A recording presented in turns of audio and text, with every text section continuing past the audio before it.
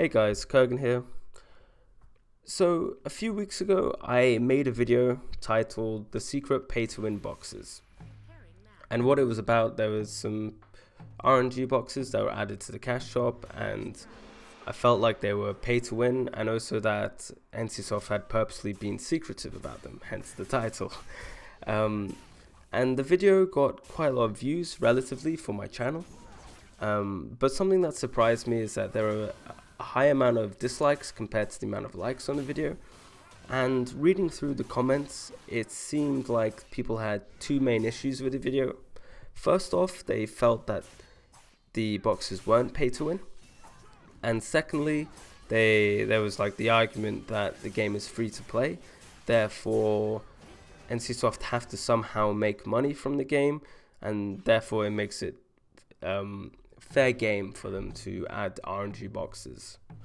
So I wanted to make this video to kind of address those two issues and like expand on my opinion, because I felt like I didn't really explain why I felt the way I did in that video. So the first aspect, are the boxes pay to win? So the argument really was you can get all the items that are inside the boxes from outside, therefore it can't be pay to win because you have other ways of getting them. I disagree with that opinion, and the reason why is endgame PvE is all about upgrading your gear, okay? And the content isn't particularly difficult, and you can clear it very quickly if you just like understand the fights and learn it properly. And so it really becomes about farming and getting as much gold as you can, because your gear upgrades are very, very expensive. Now, a player who spends a lot on RNG boxes will always be ahead than someone who spends a lot of time playing the game but does not pay. The amount of gold you get from the boxes and the crafting materials vastly outweighs what like doing your dailies and farming content gives you. If a player is willing to spend as much money as he wants on the RNG boxes, he is always going to progress much faster than a person who doesn't pay. And the speed at which content is being released and new tiers of gear are also released, it just means that the paying guy is always going to be more powerful than the non-paying guy. That is why I consider it pay to win. The second argument was because the game is free to play and spending money on the game is optional, you therefore can put in whatever you want, and NCSoft has to make money somehow.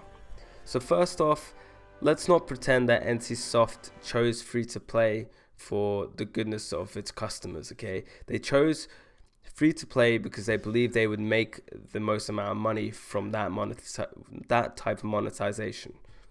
That is just fact. It's a business decision, 100%. If they thought they'd make more money from making it buy to play, they'd do it that way. Okay, secondly, the game does not have to go down the route of what I believe to be pay to win to make money. When Blade & Soul first was released in the West, it had mostly convenience and cosmetics, and I personally spent quite a bit of money on the cosmetics because I like that sort of monetization, and I am ready to support a game that does that. But as soon as you start adding like RNG boxes and stuff that feels pay to win, I feel like they stop caring about the longevity of the game, and they stop caring whether they are pissing off their customers, and instead are just trying to bleed it dry. On top of this, Blade & Soul is making a lot of money for NCSoft. The figures are public, you can research it yourself, but the profits they are making from the game are huge. And it feels like they are reinvesting very little amount of those profits to try and fix the issues with the game. And let's not beat around the bush, the game has a lot of issues both in PvP and PvE, and the amount of fixes that have been added have been very lackluster.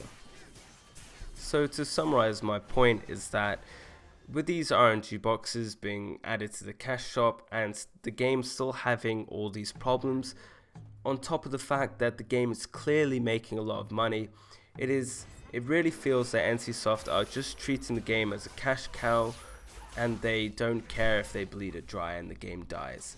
That is why I get salty about these sort of subjects. Anyway, this is all just my opinion.